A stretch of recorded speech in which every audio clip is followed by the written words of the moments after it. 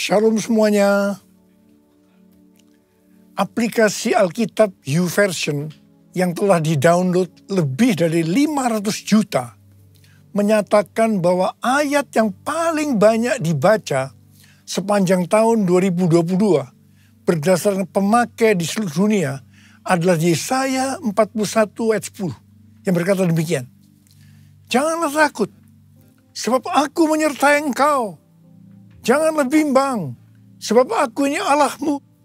Aku akan meneguhkan, bahkan akan menolong engkau. Aku akan memegang engkau dengan tangan kananku yang membawa kemenangan. Jadi pembaca Alkitab di seluruh dunia sepanjang tahun 2022 mengharapkan dan mendoakan terjadinya kemenangan. Artinya menjadi pemenang. Haleluya. Tuhan menjawab doa dan harapan itu dengan berkata, tahun 2023 adalah tahun untuk bangkit, jadilah pemenang. The year to rise up, be victorious. Haleluya. Siapa yang dimaksudkan dengan pemenang ini? Dalam pengertian bahasa Indonesia, kata menang memiliki pengertian sebagai berikut. Yang pertama, mengalahkan musuh, lawan, saingan. Yang kedua, memperoleh hadiah atau pendapatan. Yang ketiga, tekun, rajin, tidak tergesa-gesa. Dalam Alkitab bahasa Inggris, kata menang diterjemahkan sebagai triumphant, yang memiliki pengertian sebagai berikut. Yang pertama, great victory, kemenangan besar. Yang kedua, great achievement, pencapaian atau keberhasilan besar. Yang ketiga, successful, sangat sukses. Yang keempat, rejoice, bergembira. Yang kelima, joy, sukacita. Perlu dicatat, arti menang atau kemenangan dalam Alkitab bahasa Inggris yang disebutkan dengan triumphant tadi tidak pernah berbicara mengenai keuntungan pribadi atau berkat secara pribadi. Memang iblis bekerja dengan tipu muslihat yang membuat orang-orang memusatkan hati dan pikirannya pada definisi sukses secara dunia yang berkonotasi pada materi dan fokusnya adalah keuntungan pribadi. Iblis mendorong orang-orang untuk hidup sukses dan menghalalkan segala cara yang tentunya di luar dari kebenaran firman Tuhan. Perlu dicatat, kita juga berbicara tentang berkat materi. Dan perlu digarisbawahi, ini bukan hanya untuk kepentingan pribadi kita saja, tetapi untuk digunakan bagi penginjilan, pemuritan, membantu orang-orang miskin, dan lain-lain. Jadi inilah yang dimaksudkan dengan berkat materi yang bukan untuk kepentingan pribadi saja. Tuhan menghendaki agar kita bangkit dan menjadi pemenang. Tuhan Yesus adalah sang pemenang. Kita harus menjadi serupa dengan gambarnya. Mengapa Tuhan Yesus disebut sebagai pemenang? Sesuai dengan ayat tema kita, 2 Korintus 2 ayat 14 yang berkata, tetapi syukur bagi Allah yang dalam Kristus selalu membawa kami di jalan kemenangannya. Dengan perantaraan kami, Ia menyebarkan keharuman pengenalan akan Dia di mana-mana. Dalam ayat ini jelas dituliskan bahwa Kristus adalah sang pemenang. Jalan yang dilaluinya adalah jalan kemenangan. Bagaimana Kristus dapat menjadi sang pemenang?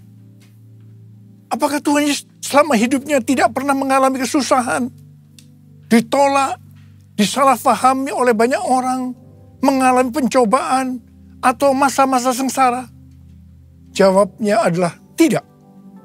Tuhan Yesus mengalami semuanya itu. Bahkan muridnya sendiri yang bernama Yudas Iskariot berkhianat, menyerahkan dia kepada orang-orang Yahudi. Sampai akhirnya dia harus disalibkan. Dihujat oleh ahli Taurat, oleh para imam, orang yang lalu lalang. Bahkan salah satu penjahat yang di sebelahnya ikut menghujat dia. Dan akhirnya Tuhan Yesus mati. Ada pertanyaan, bagaimana Tuhan Yesus mati justru menjadi pemenang? Ibrani 2 ayat 14b sampai dengan 15 berkata, supaya oleh kematiannya ia memusnahkan dia, yaitu iblis yang berkuasa atas maut, dan supaya dengan jalan demikian ia membebaskan mereka yang seumur hidupnya berada dalam perhambaan oleh karena takutnya kepada maut. Di sini dengan jelas dituliskan, justru oleh karena Tuhan Yesus mati, dia keluar sebagai pemenang. Yesus mengalahkan dan memusnahkan iblis yang berkuasa atas maut. Sehingga orang-orang yang percaya kepada Tuhan Yesus akan diselamatkan dari kematian kekal selama-lamanya di neraka. Jadi untuk menyelamatkan kita dari mati kekal selama-lamanya, Tuhan Yesus harus mati. Dan pada hari yang ketiga, dia bangkit dari kematian. Sekali lagi, karena Tuhan Yesus mati, maka dia adalah sang pemenang. Yesus mati menjadi pemenang melalui jalan salib. Karena Tuhan Yesus menjadi pemenang melalui jalan salib, maka kita sebagai murid-muridnya, yaitu orang yang hidup sama seperti Kristus telah hidup, untuk menjadi pemenang, kita juga harus melalui jalan salib atau pikul salib. Memang berita tentang pikul salib atau jalan salib ini sudah tidak populer bagi sebagian orang Kristen. Mereka mengira untuk masuk surga cukup mengalami kelahiran baru. Setelah itu hidup semau gue. Sekali lagi saya mau katakan, untuk menjadi pemenang kita harus melalui jalan salib. Dia yang harus semakin besar dan kita harus semakin kecil. Artinya kedagingan kita harus mati dan manusia roh kita harus semakin kuat.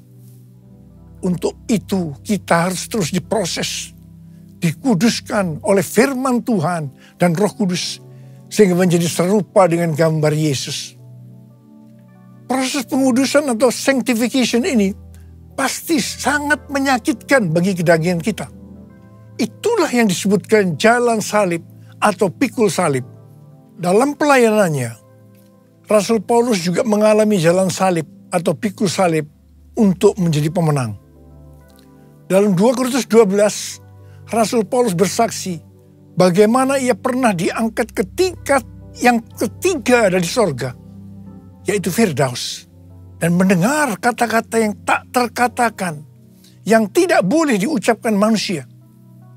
Rasul Paulus berkata, supaya aku jangan meninggikan diri karena perkataan-perkataan yang luar biasa itu, maka aku diberi suatu duri dalam daging, yaitu seorang utusan iblis untuk menggocoh aku, supaya aku jangan meninggikan diri.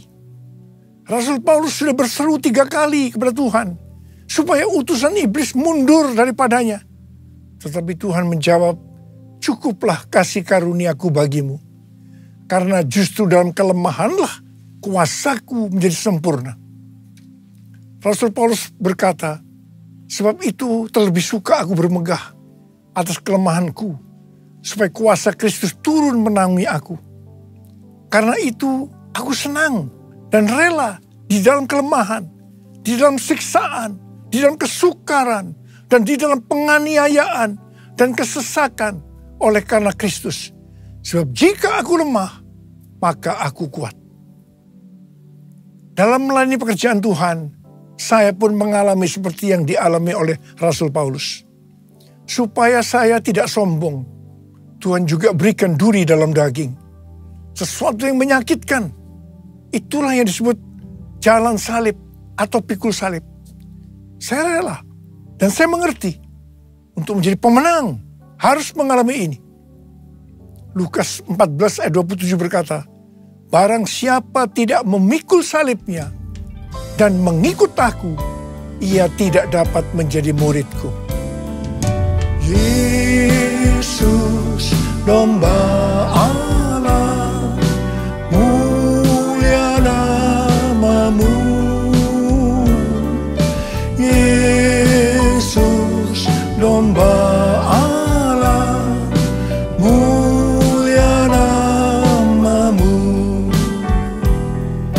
Mulia namamu.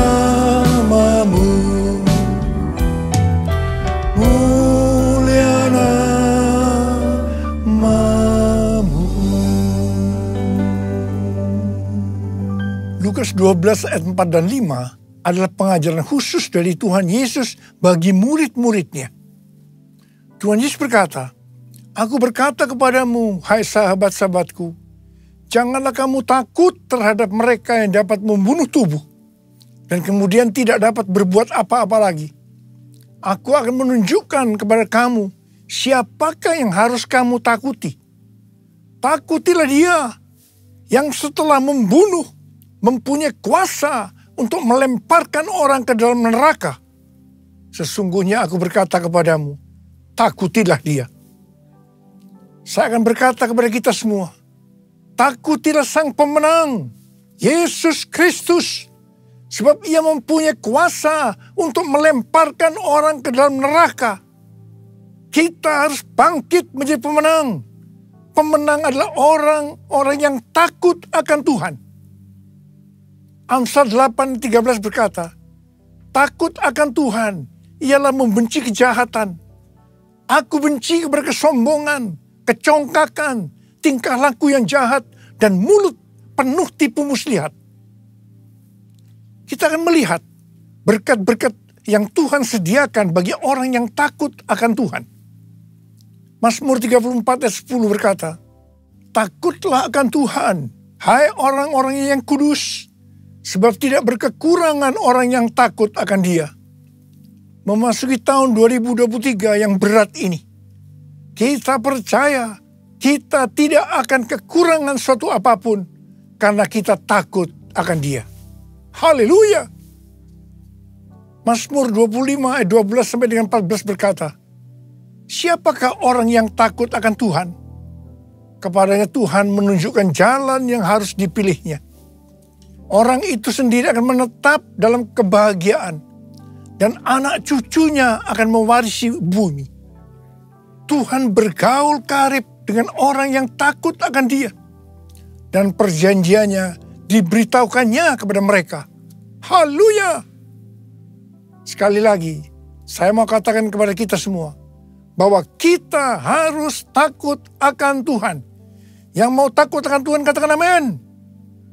Pesan Tuhan buat kita semua, bahwa kita harus bangkit, jadilah pemenang dalam hal unity. Dalam Yohanes 17, yang merupakan doa Yesus untuk murid-muridnya, Tuhan Yesus berdoa kepada Bapa, Bapa, aku telah memberikan kemuliaan yang kau berikan kepadaku, kepada mereka, yaitu kita-kita ini, supaya mereka, yaitu kita-kita ini, menjadi satu. Kalau mereka atau kita-kita ini sudah sempurna menjadi satu, dunia akan melihat, dunia akan tahu, dan dunia akan percaya bahwa Engkaulah yang telah mengutus aku, dan bahwa Engkau mengasihi mereka, yaitu kita-kita ini, sama seperti Engkau mengasihi aku. Ini berarti kalau kita menjadi satu, kalau kita unity, maka akan terjadi penuaian jiwa besar-besaran. Saya ingat awal tahun 2000, saya pernah ditegur Tuhan dengan kata-kata yang keras.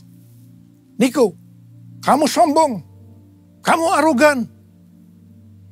Tuhan melihat karena pelayanan yang sukses membuat saya menjadi sombong, arogan, sehingga membuat banyak hamba-hamba Tuhan hati terluka karena banyak jemaat-jemaatnya yang pindah ke gereja kita. Saya tidak merasa kalau saya begitu arogan, sombong, sampai Tuhan menegur saya dengan keras. Saya menangis, saya bertobat, dan saya bertanya kepada Tuhan, apa yang harus saya lakukan Tuhan? Tuhan berkata, ada dua hal yang kamu harus lakukan. Yang pertama, saya harus menurunkan nama gereja Betani yang saya banggakan. Yang kedua, saya harus minta maaf kepada gereja-gereja dan hamba-hamba Tuhan. Saya melakukan perintah Tuhan itu dengan sungguh-sungguh. Apa yang terjadi setelah itu? Tiba-tiba roh rekonsiliasi turun antara gereja kita dengan gereja-gereja lainnya. Dan juga di antara gereja-gereja lain tadi. di tengah-tengah rekonsiliasi itu, tiba-tiba roh doa turun di Indonesia. Saya ingat tahun 2003 ada NPC, National Prayer Conference di Gelora Bung Karno, Jakarta. Setelah itu diikuti terbentuknya menara-menara doa dan rumah-rumah doa di Indonesia. Revival terjadi, Indonesia mengalami transformasi. Haleluya!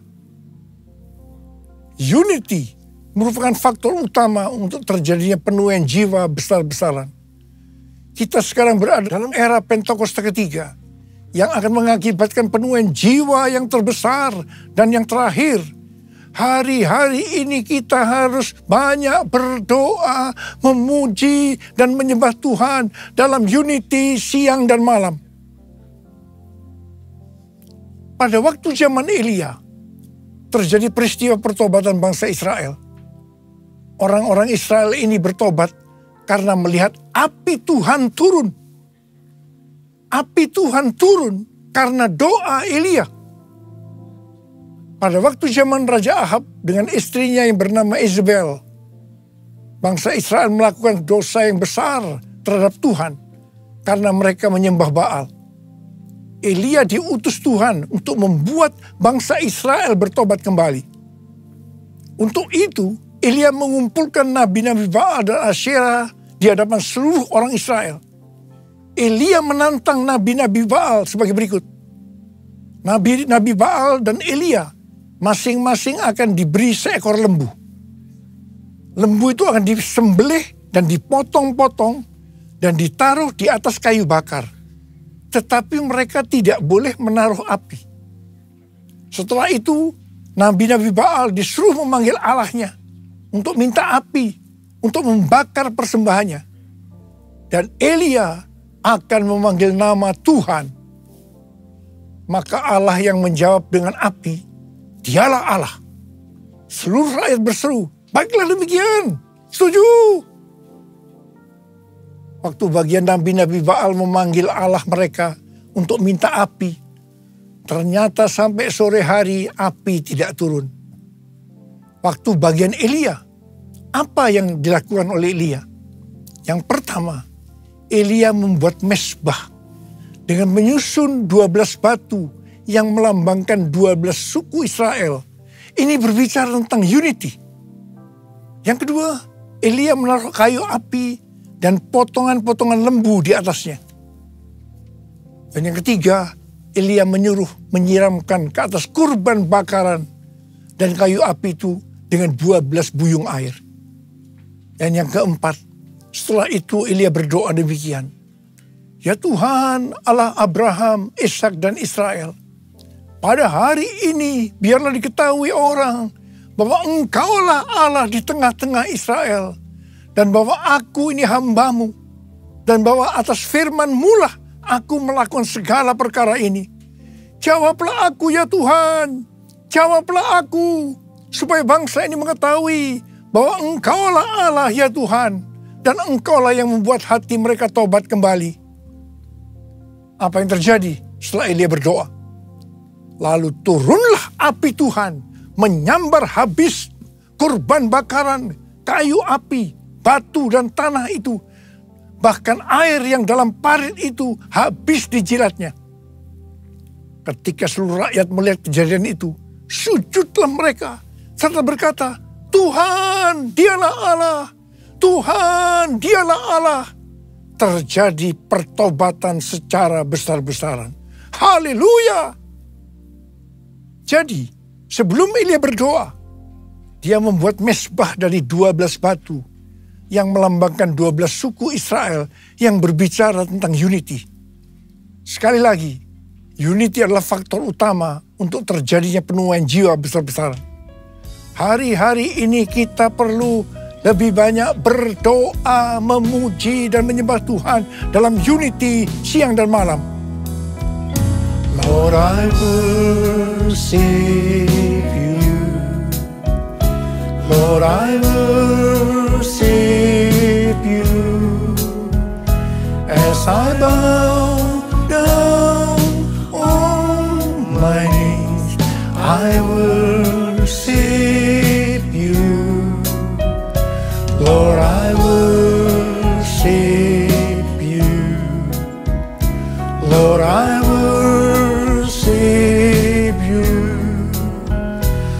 For you are my everything, I worship you.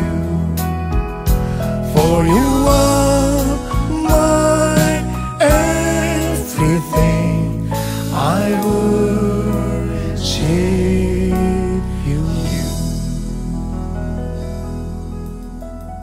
Hari-hari ini sedang terjadi kebangunan rohani di antara anak-anak muda di Asbury University, Wilmore, Kentucky. Dan itu sudah menyebar kemana-mana, termasuk Lee University, Church of God, dan juga terjadi di ORU, Oral Roberts University. Kebangunan rohani ini dimulai ketika mereka berdoa, memuji, dan menyembah Tuhan dalam unity, dan kemudian api Tuhan yang kita kenal dengan api Pentakosta ketiga turun. Dan mereka hari-hari ini berdoa, memuji dan menyembah Tuhan dalam unity siang dan malam. Ini yang kita sebut dengan restorasi Pondok Daud. Terjadi pertobatan, terjadi kesembuhan, revival sedang terjadi. Api Pentakosta ketiga sedang dicurahkan di Amerika. Hari-hari ini kita harus banyak berada di menara doa untuk berdoa, memuji dan menyembah Tuhan bersama-sama dalam unity siang dan malam. Anak-anak muda, Opa minta kamu semua masuk menara doa. Seperti nubuatan dari Cindy Jacob tahun 2018 di SICC. Ketika api Pentakosta ketiga turun, bahwa gerakan ini akan terjadi dari timur ke barat dan kembali ke Yerusalem. Barat yang dimaksudkan itu adalah Amerika Serikat. Sehingga saya mempersiapkan di Amerika kegerakan melalui Church of God, melalui Oral Roberts University, dan saat ini sedang membangun The Third Pentecost Azusa Street Prayer Tower.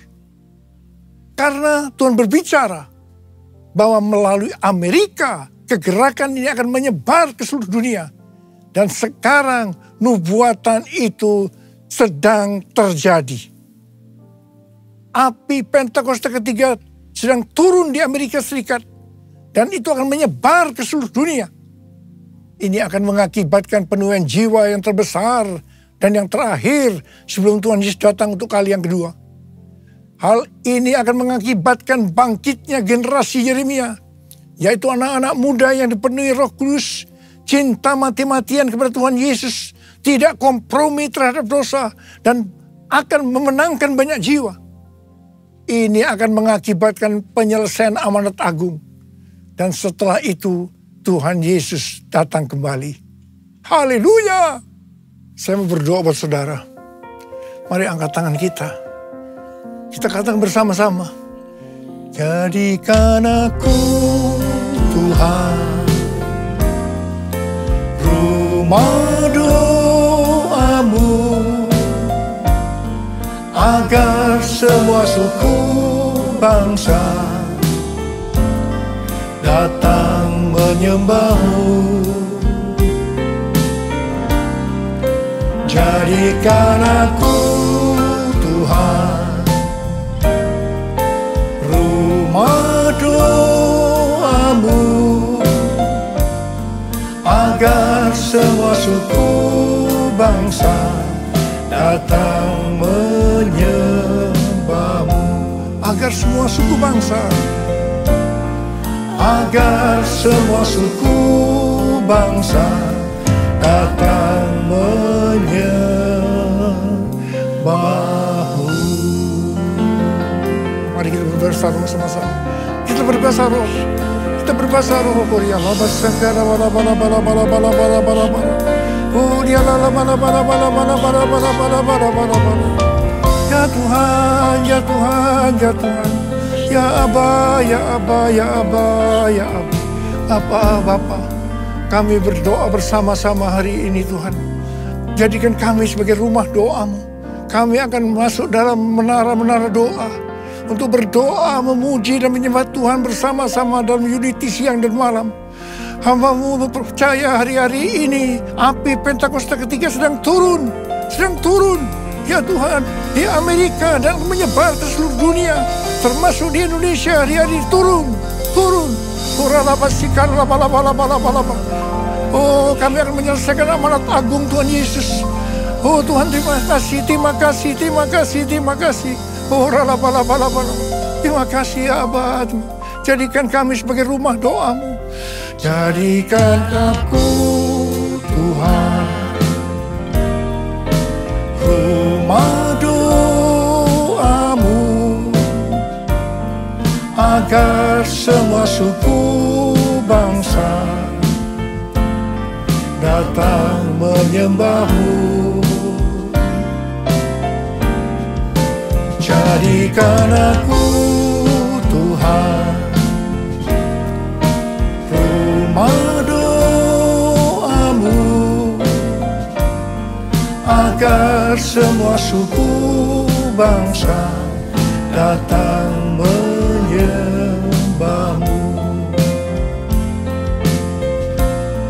Agar semua suku bangsa datang menyembah-Mu.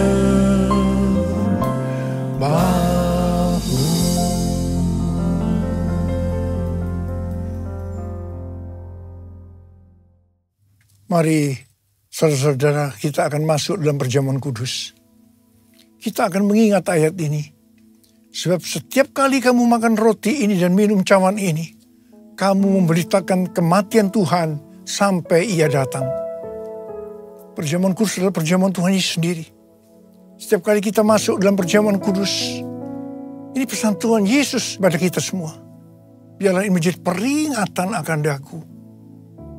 Peringatan akan daku. Karena itu mari arahkan hati kita kepada kebaikan Tuhan. Kita akan mengingat kebaikan Tuhan. Mari tundukkan kepala. Bapa, siapakah kami sebelum kami mengenal Engkau? Kami semua orang berdosa. Upah dosa adalah maut, mati. Tapi Engkau yang tidak berdosa telah dijadikan dosa oleh karena kami. Engkau harus turun dari surga mulia menjelma menjadi manusia. Mati ganti kami dengan penderitaan yang luar biasa. Sungguh kalau kami pikirkan betapa baiknya Engkau ya Abah. Betapa baiknya Engkau. Engkau jadikan kami sebagai anak-anak-Mu. Engkau tuntun, Engkau bela, Engkau lindungi, Engkau berkati, Engkau tegur juga kalau kami salah. Itulah Engkau ya Abah. Itu Engkau Abah. Tuhan akan memberkati kita melalui perjamuan kudus. Tapi Tuhan mau kita makan dan minum dengan cara yang benar. Oleh karena itu mari masing-masing introspeksi. Lihat keadaan diri masing-masing. Jangan menyimpan dosa. Kita harus tulus dan jujur di hadapan Tuhan. Buka. Minta ampun kalau Tuhan ingatkan. Ampuni kami. Ampuni Tuhan. Ampuni kami. Ampuni ya Tuhan. Ampuni. Bapa, terima kasih. Kami akan masuk dalam perjamuan kudus dengan hati penuh ucapan syukur. Dalam nama Yesus yang berdoa. Amin. Mari angkat roti di tangan kanan kita tinggi-tinggi. Sebab apa yang telah kuteruskan kepadamu telah aku terima dari Tuhan. Yaitu bahwa Tuhan Yesus pada malam waktu Ia diserahkan mengambil roti. Dan sesudah itu yang mengucap syukur atasnya. Dia memecah-mecahkannya dan berkata, inilah tubuhku yang diserahkan bagi kamu. Perbuatlah ini menjadi peringatan akan aku. Sekali kasih Tuhan, bukankah roti yang kita pecah-pecahkan ini adalah persekutuan kita dengan tubuh Kristus? Mari kita makan dalam nama Yesus.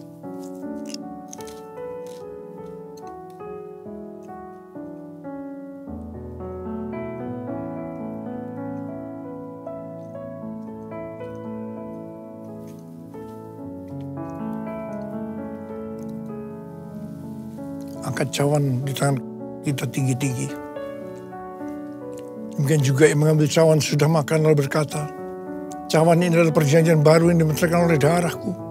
Perbuatlah ini setiap kali kamu meminumnya menjadi peringatan akan aku. Sudah dikasih Tuhan, bukankah cawan pengucapan syukur yang atasnya kita ucapkan syukur adalah persekutuan kita dengan darah Yesus.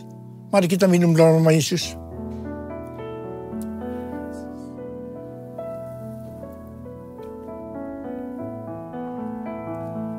Angkat tangan kita bersama-sama.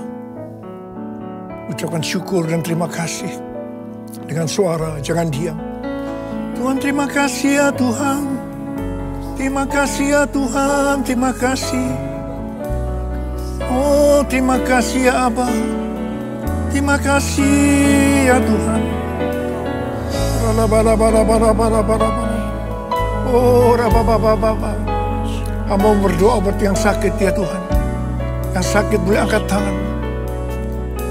Terimalah berkat, kesembuhan. Terimalah kesembuhan. Terima kesembuhan. Terima. Sembuh dalam nama Yesus. Sembuh dalam nama Yesus. Sembuh dalam nama Yesus. Urapanmu turun ke atas kami ya Tuhan.